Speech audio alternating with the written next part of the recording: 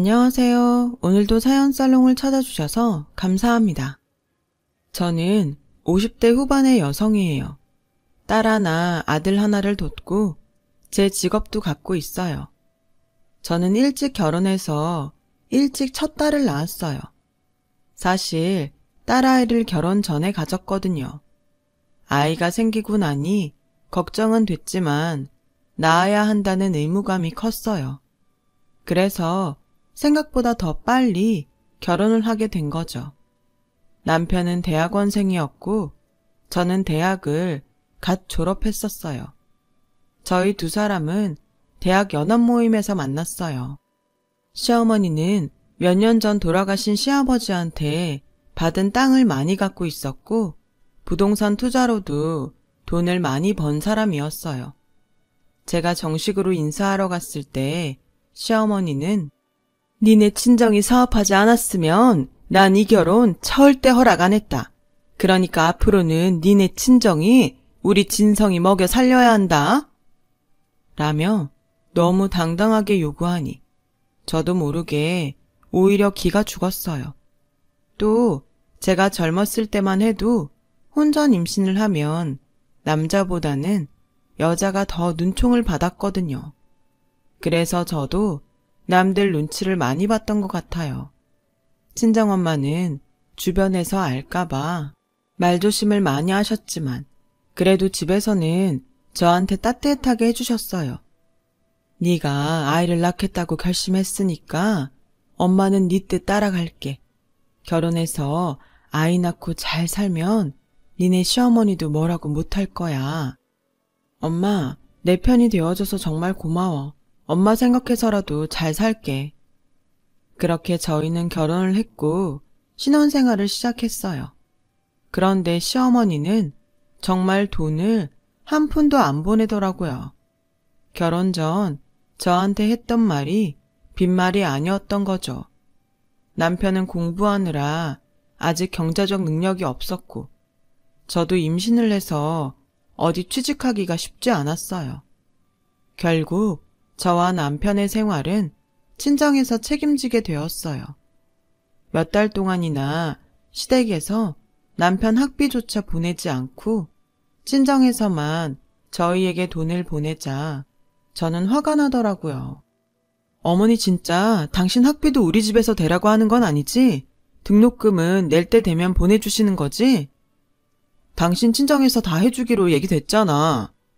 무슨 소리야. 나는 그런 얘기 한 적 없어. 우리 집 인사 왔을 때 다 된 얘긴데 이제 와서 딴소리라면 어떡해. 그건 어머니가 그냥 한 말이지 내가 그러겠다고 한 게 아니잖아.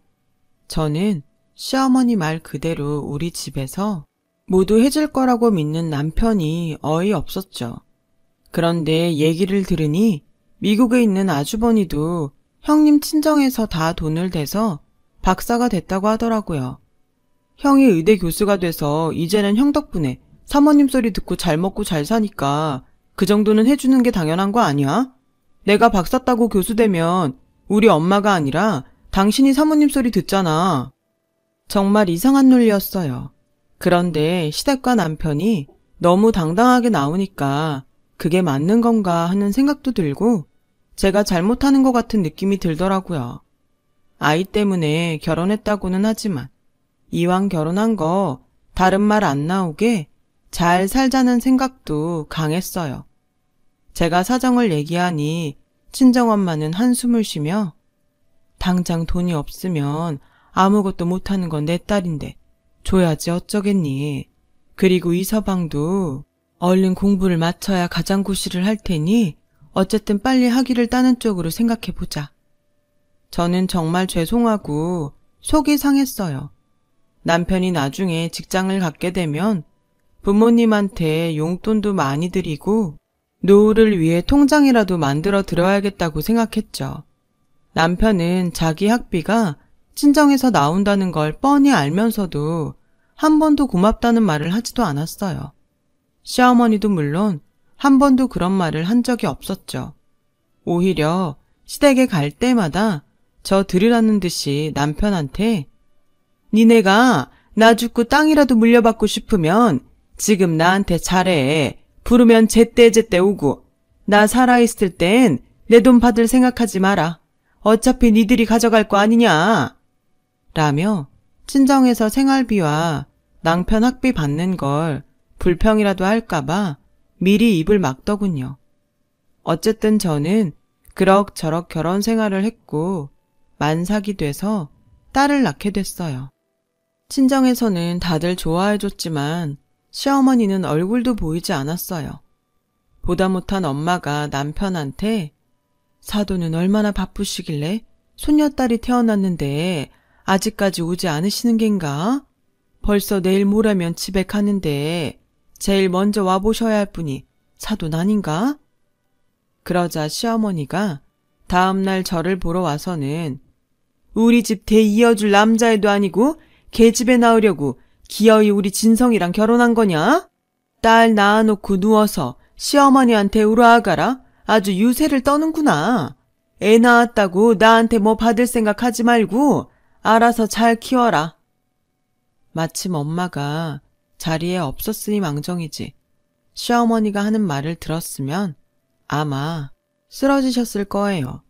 저는 아직 기운도 없고 배도 아파서 제대로 대답도 못했고 시어머니는 아기를 보자는 말도 없이 그냥 가버리셨죠. 남편이 뭐라고 했는지 모르겠지만 이럴 거면 괜히 말을 꺼냈다 싶었어요. 딸을 낳고도 저희 집 생활은 거의 친정에서 책임져 주다시피 했어요. 심지어 딸의 돌잔치를 하는데도 시어머니는 선물 하나 보내지를 않더군요. 친정 부모님은 그동안 시댁에서 하는 걸 보고 다 포기하신 건지 시댁에서 누가 왔는지 뭘 보냈는지 묻지도 않으셨어요. 저는 아이 도이 지나고 뭐라도 해야겠다고 생각해서 일자리를 알아봤어요. 친정에서는 늘 말없이 돈을 보내줬지만 더는 미안해서 받기만 할 수 없었어요. 다행히 제가 디자인학과를 나온 걸 인정받아 패션 회사에 취직이 됐어요. 남편은 저보다 늦게 학교를 갈 때가 많아서 제가 출근할 때 같이 아침을 먹고 아이를 챙기다가 제가 집에 오면 학교 도서관을 가거나 방에서 밤 늦게까지 공부를 했어요. 그렇게 몇 달을 지냈는데 시어머니가 주말도 아닌데 갑자기 집에 오라고 부르셨어요. 시아버지 제사도 아니고 기념일도 아닌데 평일에 부르는 게 영 마음이 찝찝했지만 퇴근하자마자 시댁에 갔죠. 그랬더니 시어머니는 현관에 올라오지도 못하게 하고 저한테 찬물을 끼얹었어요. 너는 내 아들을 애나 보는 식모 만들려고 작정했냐? 왜? 니네 친정에서 이제 돈 못 준다고 하니? 그래서 네가 돈 벌면서 내 아들 찬밥 신세 만든 거니? 어머니, 그게 아니에요. 저희 부모님 그런 말씀 안 하셨어요. 제가 계속 돈 받기 죄송해서 회사에 취직한 거예요. 그리고 자기 아이 돌보는 게 식모라뇨. 그런 말씀 마세요. 저도 일한다고 그 사람한테 소홀히 한 적 없어요. 진성이가 애를 보게 만든 것부터가 소홀한 거야. 친정에서 돈 안 준다고 한 거 아니면 당장 회사 그만둬라. 여자가 돈 좀 번다고 지 남편 우습게 알고 돌아다니기 시작하면 그 집안 콩가루 되는 거 순식간이야. 막말로 돈이 없으면 맹물 끓여서 된장 멀겋게 풀어서 먹으면 될 일이지. 니네 수준에 맞게 살아. 쓸데없이 밖으로 놔둘 생각하지 말고. 너 나중에 내 땅 손바닥만큼이라도 받고 싶으면 내 말대로 해. 저는 너무 충격을 받아서 물을 닦지도 못한 채 덜덜 떨며 집으로 왔어요. 아이는 혼자 거실에서 울고 있었고 남편은 방에서 세상 모르고 자더군요. 남편을 깨우니 제가 왜 젖었는지 묻지도 않고 늦었다며 짜증을 냈어요. 저는 아이를 안고 달래면서 숨죽여 울었어요. 그때는 정말 어떻게 하면 좋을지 모르겠더라고요. 저는 결국 회사를 그만두고 엄마에게 사정을 얘기했어요. 회사 다니면서 집안일 한다는 게 어디 쉽겠니? 그러니 결혼하면 회사를 관두는데 너는 거꾸로 했으니 힘들었겠지. 아버지는 뭐라고 안 하실 테니까 걱정하지 마. 엄마, 미안하고 고마워. 내가 다민이 아빠 박사만 따면 다시 일할게. 그렇게 저희 집은 다시 친정의 도움을 받으며 지냈고 3년이 더 지나서야 남편은 박사학위를 받게 됐어요. 그리고 얼마 안 돼서 연구소에 들어가게 됐죠. 저는 이제 됐다 싶어서 한숨 돌렸어요. 더는 친정에 손을 벌리지 않아도 되니까요. 그때 친정아빠 사업이 좀 어려워서 저희한테 돈 보내는 게 힘들다는 걸 저도 알고 있었기 때문에 더더욱 잘 됐다고 생각했죠. 친정 부모님은 그런 얘기는 안 하시고 잘 됐다며 축하해 주셨어요. 그리고 시댁의 남편과 갔는데 시어머니가 이러는 거였어요. 니네 친정에서는 진성이한테 뭐 해준다고 안 하니? 네? 뭘 해주다니요? 그게 무슨 말씀이세요? 그럼 사위가 번듯한 직장에 들어갔는데 아무것도 안 해주신다는 거냐? 아무리 못해도 차 한 대는 뽑아줘야지. 어머니, 그동안 친정에서 저희 때문에 쓴 돈이 얼만데요. 그냥 축하만 해주셔도 감사하죠. 장사밖에 할 줄 모르는 니네 친정이 정상적으로 한국 최고의 정책연구소에서 일하는 사위를 쳐다나 받겠니? 게다가 나 죽으면 물려받을 땅하고 재산이 얼만데 아이고 감사합니다 하고 100번 절을 해도 모자랄 판에 그게 무슨 소리냐? 네 윗동서는 제대로 선보고 결혼했어도 내 아들한테 그러지 않았다. 니네 집안은 어쩜 그렇게 예의를 모르니? 저는 딸을 아는 채 너무 수치스러워서 속으로 부들부들 떨었어요. 그런데도 남편은 너무 태평스럽게 과일을 먹으며 TV만 보고 있더군요. 원래 이런 분위기에서 살아서 그런지 제가 당하는 게 아무렇지 않은 모양이었어요. 이러고 평생을 살 수 있을지 점점 마음이 답답해지기 시작했죠. 그런데다가 친정아빠 사업도 힘들어져서 정 같지 않았어요. 어려운 중에도 엄마는 남편한테 취직 선물로 고급 시계를 선물하셨어요. 남편은 선물을 받을 때도 건성으로 고맙다고 목례만 하더니 시계를 차고 다니지 않았어요. 여보, 왜 엄마가 사준 시계 안 차고 다녀? 그거 나만 국산이라 창피하다고.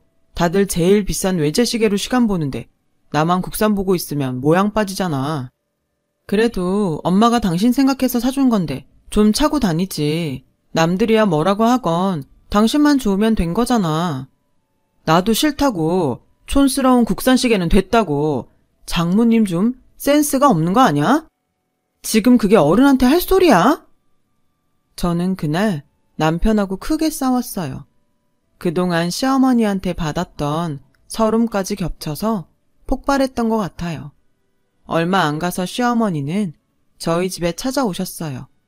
그러더니 다짜고짜 이혼 서류를 내미는 거였어요. 어머니, 갑자기 이게 뭐예요? 니네 집 다 망해간다더라. 애초에 니네가 그렇게 부자도 아니라며? 우리 아들 먹여 살리지 못할 거면 내가 왜 너를 보고 있어야 되냐? 너도 니네 집 어려운 거 몰랐던 눈치인데 그런 건 입 딱 다물고서 우리 집 재산으로 뭘 어떻게 해보려고 한 거 아니냐? 난 그런 꼴 못 본다. 그 말에 저도 더 이상은 남편과 살고 싶은 생각이 없어졌어요. 지나온 세월이 너무 분하고 억울할 뿐이었죠. 하지만 남편을 고소한다던가 위자료를 청구할 생각을 전혀 못했어요. 이혼을 하면 여자를 더 죄인처럼 보는 사람들도 많았고 저도 무의식적으로 그렇게 생각했던 것 같아요. 세상이 정말 좋아져서 돌싱이라는 단어도 나오고 요즘 세상만 같으면 삶이 그렇게나 힘들다면 정말 이혼이 뭐 별건가요? 저는 친정의 경제 사정을 솔직하게 말하지 않고 남편 덕을 보려고 했다는 시어머니의 억지와 함께 거의 쫓겨나듯 아이와 함께 그 집을 나왔어요. 남편은 연구소가 바쁘다고 저희가 나가는데 들여다보지도 않고 전화 한 통 하지 않았죠. 저는 아이 앞에서 울지 않으려고 이를 악물었어요. 친정에 오니 아버지는 어음을 해결하려고 백방으로 애를 쓰고 있었고 엄마도 갖고 있던 반지며 목걸이며 값이 나가는 걸 전부 처분하는 중이었어요. 저는 일단 되는 대로 동대문에서 옷을 디자인하는 일을 시작하게 됐어요. 애를 키우다 온 이혼녀를 받아주는 번듯한 회사가 없었거든요. 그렇게 바쁘게 살다 보니 시댁에 당했던 일 때문에 열내는 것도 잊어버렸죠. 저는 최선을 다해 디자인 하나하나 신경을 썼고 그 덕분인지 제가 만든 옷이 어느 순간부터 잘 팔리더군요. 제 노력이 보상받는 것 같아서 너무 흐뭇했어요. 저와 부모님은 딸아이가 집이 어렵다는 걸 알아채지 못하게 해줄 수 있는 건 다 해주면서 키웠어요. 그렇게 몇 년이 지나자 저희 아버지의 노력을 좋게 본 투자자가 아빠 회사에 크게 투자를 하게 됐고 아버지 사업은 다시 자리를 잡았어요. 그뿐 아니라 아버지는 제가 일하던 것과 손을 잡고 의류 사업도 시작해서 동남아로 옷을 수출하기 시작했어요. 저는 그 무렵 제 디자인의 법적 보호를 담당하는 변호사와 만나게 되었죠. 알고 보니 그 사람도 이혼을 했더라고요. 저희는 서로의 사정을 잘 이해했고 그러다 보니 자연스럽게 만남으로 이어졌고요. 그리고 얼마 후에 결혼을 하기로 했죠. 저는 중학생인 딸이 상처를 받을까봐 걱정했어요. 하지만 딸은 저보다 더 큰 것 같더라고요. 오히려 저보고 잘 됐다고 나는 엄마가 나쁜 일은 다 잊어버리고 지금보다 더 행복해졌으면 좋겠어. 나쁜 일이라니 엄마 그런 거 없어. 아주 어릴 적이라서 다 기억은 안 나지만 할머니랑 아빠가 엄마 힘들게 했던 거 나도 다 알아. 라며 저한테 폭 안기더군요. 저는 딸의 마음이 고맙기도 하고 그동안 제 앞에서 밝은 모습만 보여준 게 너무 딱해서 눈물을 흘렸어요. 그렇게 재혼을 하고 2년이 지나 저는 아들을 낳게 됐어요. 그 사이 아버지 회사도 더 탄탄해졌고 저는 아버지와 함께 하던 의류 사업을 혼자 하게 됐어요. 아버지가 따로 떼서 저에게 맡기신 거죠. 남편은 큰 법무법인으로 직장을 옮겼고 딸은 남편의 영향을 받아 변호사를 목표로 열심히 공부를 했어요. 저는 수출뿐만 아니라 국내에도 시장을 넓히기 위해 회사 건물을 짓기로 했어요. 그때는 사무실도 여기저기 흩어져 있었고 샘플을 만들어 오는 디자이너 작업실도 멀리 떨어져 있어서 여러 가지로 불편했거든요. 큰 건물은 아니어도 다 같이 모여 있는 게 훨씬 효율적일 거라고 판단했죠. 그렇게 건물 부지를 찾다가 금매로 나온 땅이 있다길래 봤더니 크지는 않아도 저희 회사가 들어서기에는 적당한 곳을 찾았어요. 거기에는 아담하게 건물도 한 채 있어서 리모델링만 하면 되겠다 싶었어요. 저는 남편과 의논한 후 그 땅을 다시 보러 가기로 했어요. 그랬더니 부동산에서는 땅 주인이 웬만하면 바로 계약을 했으면 좋겠다고 했다더군요. 부동산 중개사는 저희가 간 날 땅 주인이 온다고 했다며 조금만 기다려달라고 하더군요. 그렇게 30분 정도를 있다가 자리에서 일어났어요. 저희가 바빠서 더 이상 기다릴 수가 없는데요. 오늘 한 번 더 보고 결정하게 그냥 보여만 주세요. 라고 하는데 누가 급하게 들어오더군요. 제가 늦은 거 아니죠? 라고 하는데 저는 깜짝 놀랐어요. 전 시어머니였거든요. 시어머니도 저를 알아보더니 놀라서 거의 뒤로 넘어질 뻔하더라고요. 네가 여기 무슨 일이냐? 라는데 중개사가 땅 살 사람이라고 하니까 입을 못 다물더군요. 저는 남편 보고 가자고 하면서 더 볼 것도 없겠는데요. 그냥 없던 일로 하겠습니다. 중개사는 갑자기 왜 그러냐며 저를 붙잡으려고 했지만 저는 단호하게 뿌리치고 부동산에서 나왔어요. 아무리 조건이 좋고 시세보다 저렴해도 시어머니가 갖고 있던 땅은 싫었어요. 그런데 얼마 후 모르는 번호로 전화가 와서 받았더니 시어머니였어요. 내가 그동안 다민이 보고 싶어도 말을 안 하고 있었는데 이제 좀 만나야 될 것 같다. 이제 와서 왜요? 전에는 아들이 아니라고 거들떠 보지도 않으셨잖아요. 그런 말이 어딨냐? 내 손녀인데 왜 안 보고 싶겠어? 저는 고민이 됐어요. 저한테는 원수보다 못한 사람이지만 딸한테는 친할머니였으니까요. 저는 딸의 의견이 더 중요하다는 생각이 들어서 조심스럽게 물어봤죠. 그렇게 날 보겠다고 하면 만나볼게. 별일 없을 거야. 라고 어른스럽게 말했지만 저는 걱정이 됐어요. 혹시라도 못된 말을 하면 어쩌나 싶어서 딸한테 시어머니가 보자고 했다는 말을 한 게 후회되는 마음도 생기더라고요. 저는 결국 친정 엄마에게 이 일을 털어놓았어요.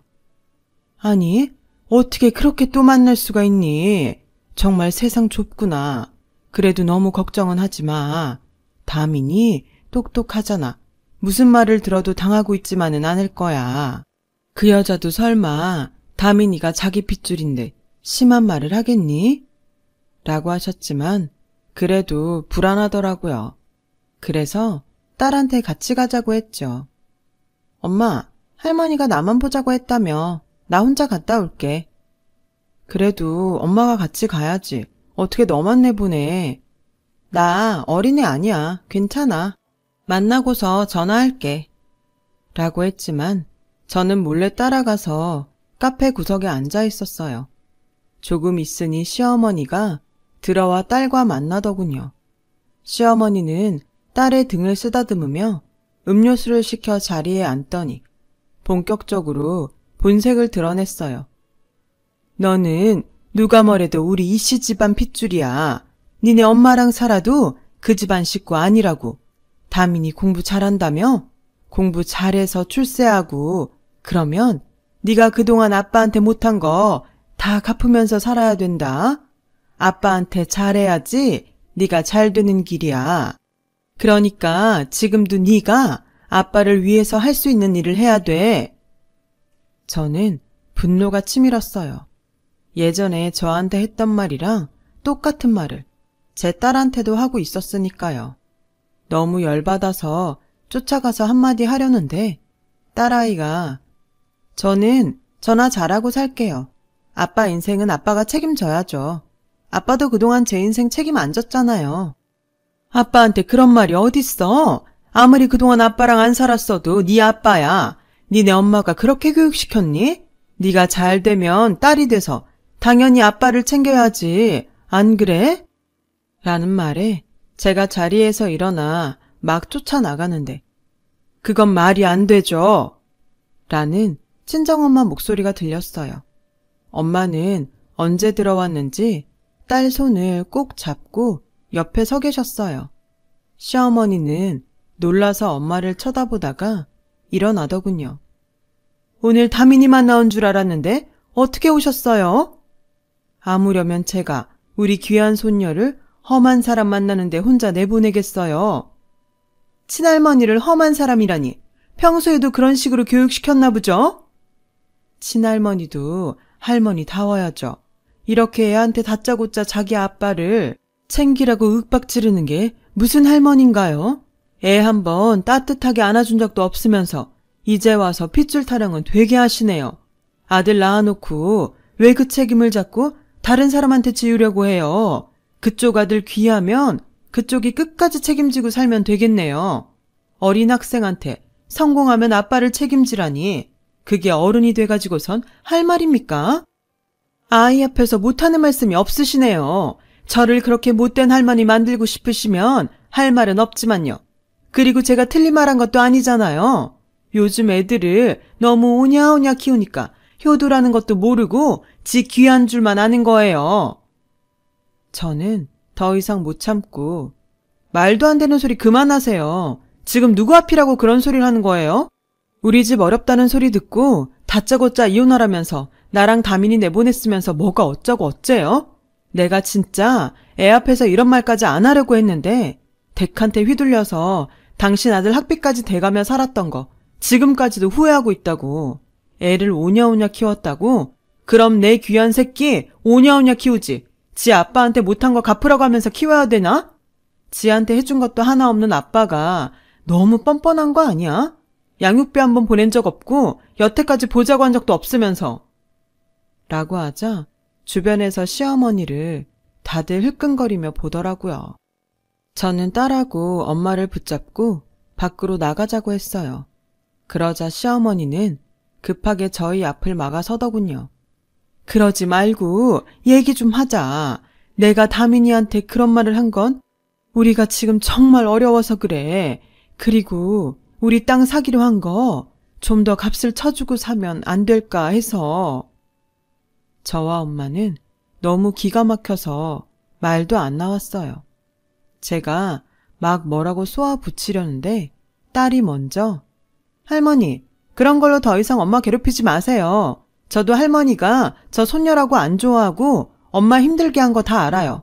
아빠는 엄마 편 한번 들어준 적 없었고요. 그런데 제가 왜 그런 아빠를 위해서 뭘 해야 돼요? 그리고 저 아빠 따로 있어요. 변호사 아빠요. 한 번만 더 엄마 힘들게 하면 우리 아빠한테 다 말해서 법적으로 할 테니까 그렇게 아세요. 라고 하자 시어머니는 저를 붙잡고 얘, 우리 좀 살려줘. 그 땅 지금 못 팔면 우리 큰일 난다. 마지막 남은 재산인데 제발 좀 도와줘.